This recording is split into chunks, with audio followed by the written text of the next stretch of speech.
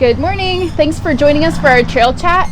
I'm Becky Peebles, one of the primary care sports medicine doctors through UT Health East Texas. So today is this week is week 4 of our running series, and you've made it about halfway through the program now. So we wanted to just come together and take a little bit of time to answer some questions that we've gotten. And then if you have any questions while you're watching this, please post in the comments and we'll get to as many as we can as we go through this morning. So a few questions that have come up deal with all sorts of aspects of training. So I'm just going to go through one at a time, and then these may spur a couple questions for you, or you may already have some. The first question is, what are some common pitfalls people run into while beginning a running program? I would say the most common thing is people just pushing too hard, too fast. You go out, and even if you're doing a walk to run program like we've set up for this training plan, on the running portions of it, I get a lot of feedback like, oh, I just feel like I'm dying. My lungs burn. It's not fun. I don't enjoy the running part. It's probably because you're pushing too hard. So you should be running at an easy pace where it feels comfortable. You can have a conversation with the person next to you. You should be working hard enough that you can't sing a song, but it should be a conversational pace.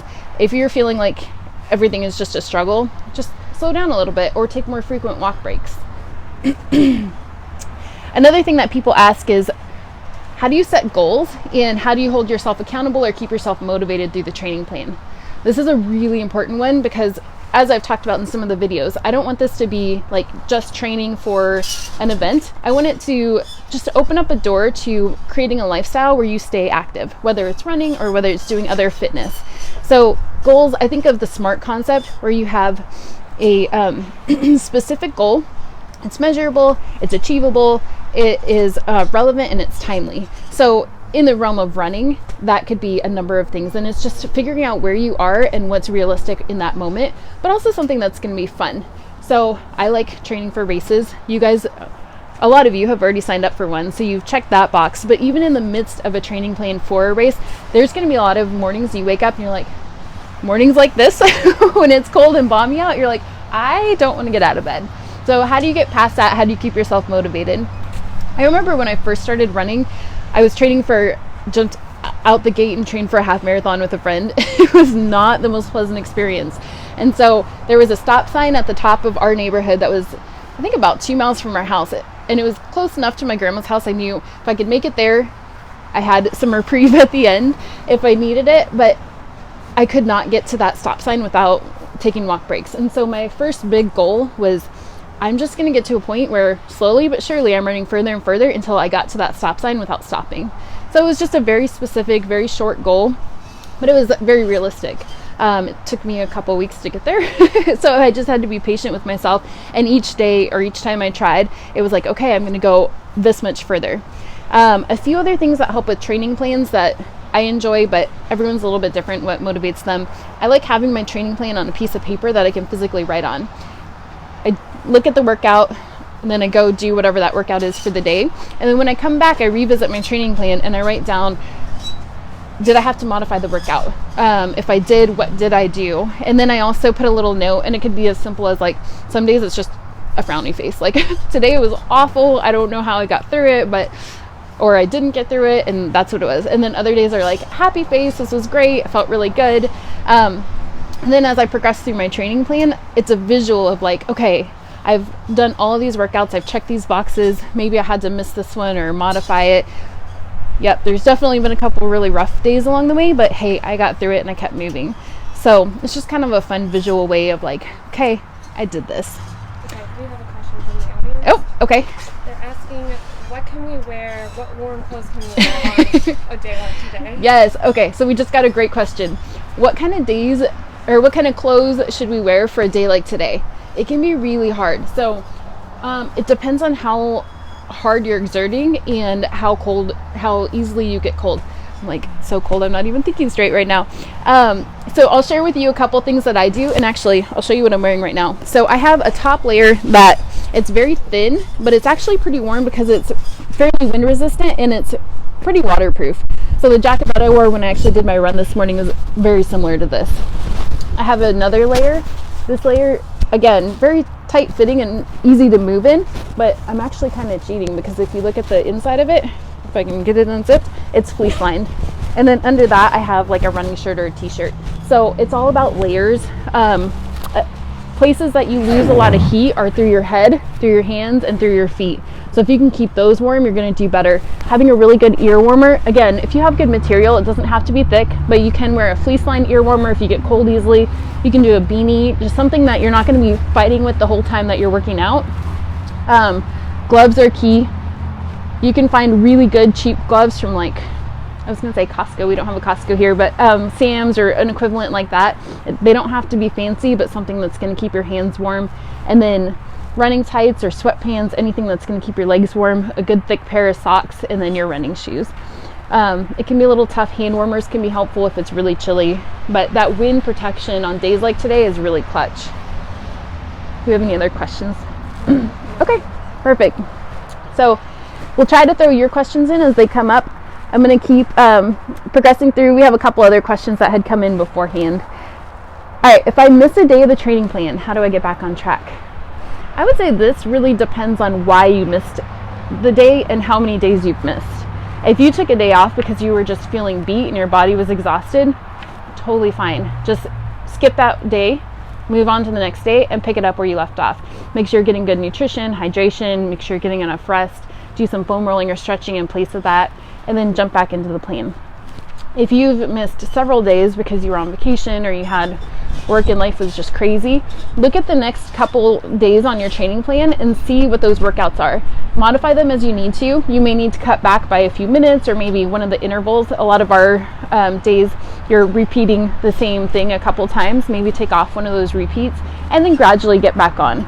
If you've missed more than a day or two, it's going to be really hard to like cram everything in and catch up because then you're going to have too many days in a row that you're working out. So sometimes it's better to just say, okay, we missed those, let's move on. If it's only been one day, maybe you can just shift it to another day and actually get that workout in and then keep moving on in the plan. All right. What kind of progress should I be seeing at this point and how do I get faster? Okay, at this point, you're about halfway through a 6-week training plan. So some of the things that you should be noting is you should be at a point where it may still be difficult to get out in the mornings, some mornings, or maybe if you're not a morning person, all of the mornings, or if you're working out after work, you're like, oh man, I just don't want to do this. But you've hopefully gotten to the point where you know that if you get the workout done, you're going to feel good. And if you don't get the workout done, you're going to be like, oh man, I should have done that. I find as a runner, you don't really regret many, if any, of the workouts that you actually do, but you definitely regret the ones that you miss. So hopefully you're feeling the benefits of it there. You should find that your workouts are getting a little bit easier to get through all of the pieces, even though they're getting a little bit harder and longer. As far as getting faster, if this is your first event to train for, I would not worry about that right now. Consistency is key, and as you keep grinding away, as you keep getting through the plan, your runs will be gradually increasing in speed just naturally as you go. Once you get past your first event or two, you may get to a point where you say, okay, now I want to intentionally get faster, and then you can incorporate different types of speed work into your training plan. But for the purpose of this being your first event, just have fun with the plan and speed will come.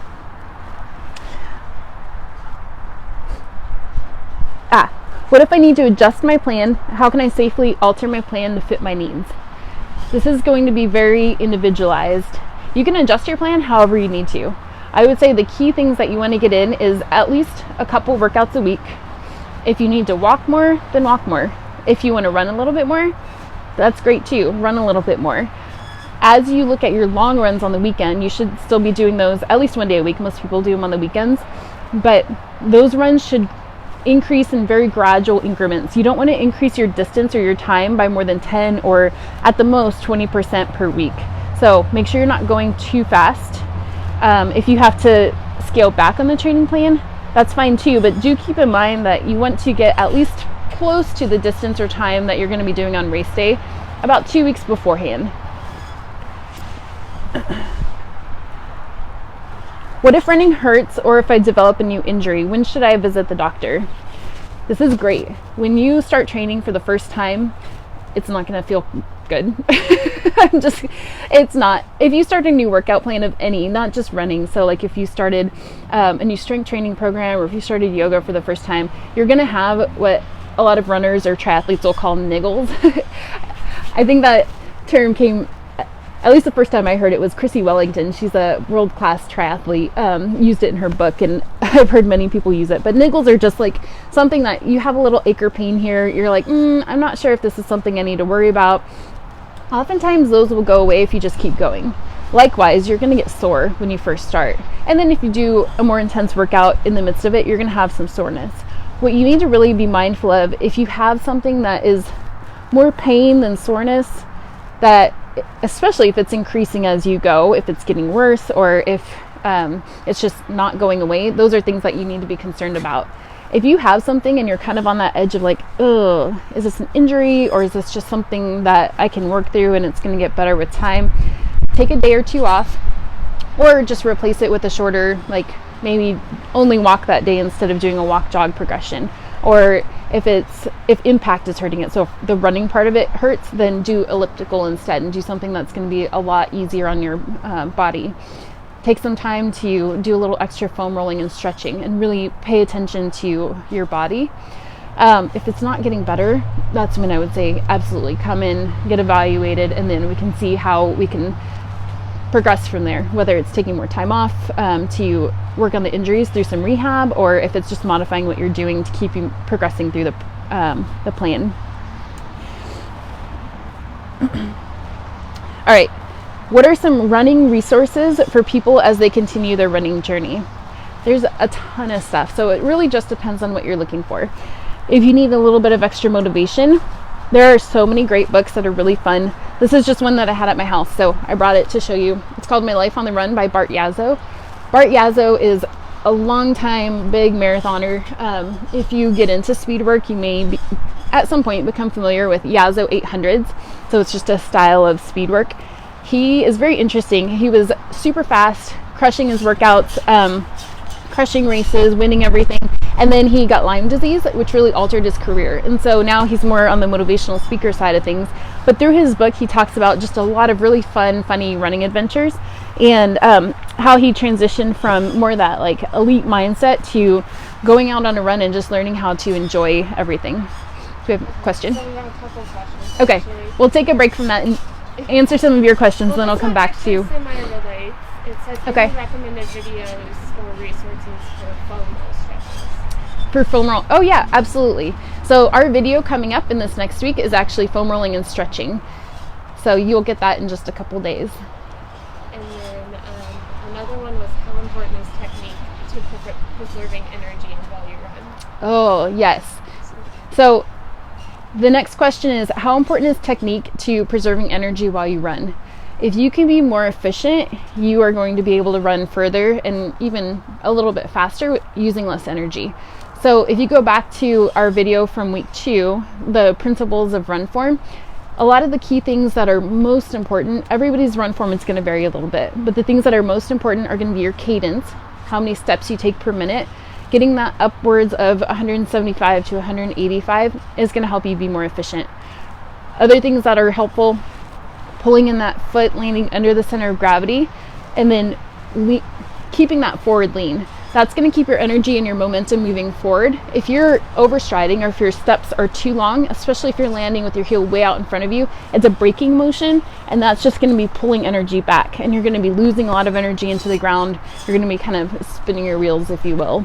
So some really key concepts to just making it a little more fun, a little bit more efficient. Okay. Another thing, if you're a brand new runner, especially if you want to consider running in groups, this is another one of my favorite books. It's called The Runner's Field Manual by Mark Remy. He has another really good book called The Runner's Rule Book.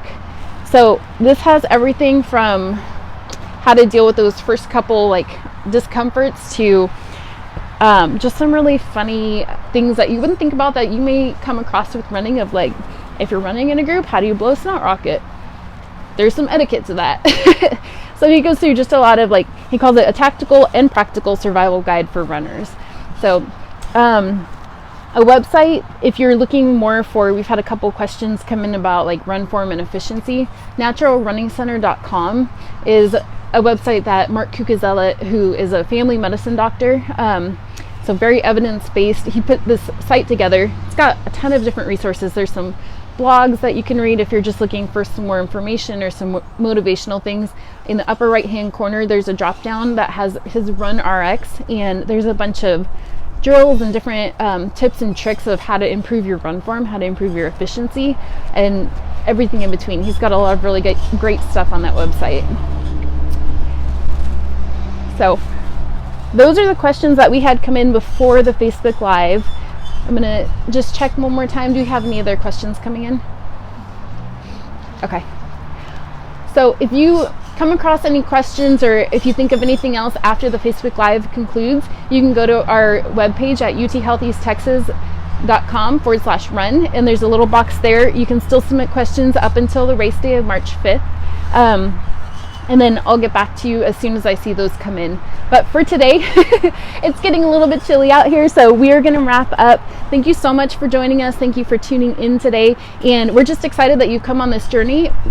In just under 3 weeks now, we're gonna be out here for the actual race. Make sure you continue to collect those keywords and then pick up your t-shirt at the end.